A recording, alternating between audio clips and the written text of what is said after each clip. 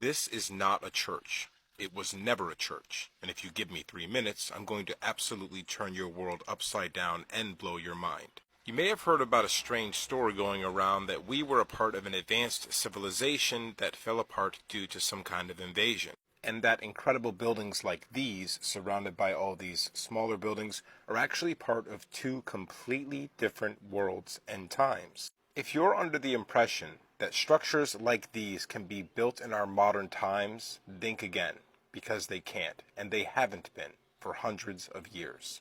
There are countless buildings like this scattered all over the world that we repurposed as banks, churches, universities, and state buildings. You'll also notice that a lot of these buildings have the word founded etched in the side instead of built.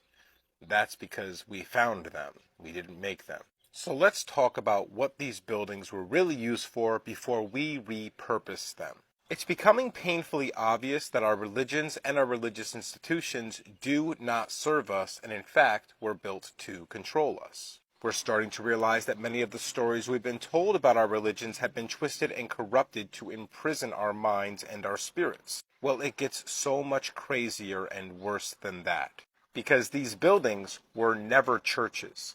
They were healing centers and amplification centers for our meditation and prayers to make our thoughts reality, word to flesh. The painted glass windows and all the geometric shapes were meant to amplify those frequencies outward and inward to heal us and create a protective force field around the building and around the empire.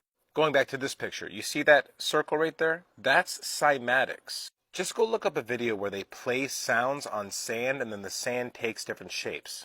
It looks exactly the same as that. This architecture is a frozen masterpiece of music, which caused frequencies to emanate within and without to have all sorts of amazing and powerful effects. Yes, all the old stories of Atlantis and Tartaria are absolutely true, and you can see the evidence of it just by going to one of these churches. But it gets even crazier than that. Look at the domes here. Look at those little circular balls.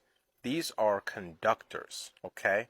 We don't have a cross or the moon and the star here, and there's a good reason why. I'm just going to put this ugly modern church in the background while we talk about this so this can really sink in for you. All of our religious symbols like crosses and moons and stars were actually just carefully crafted antennae. They were shaped that way to pull energy into the building.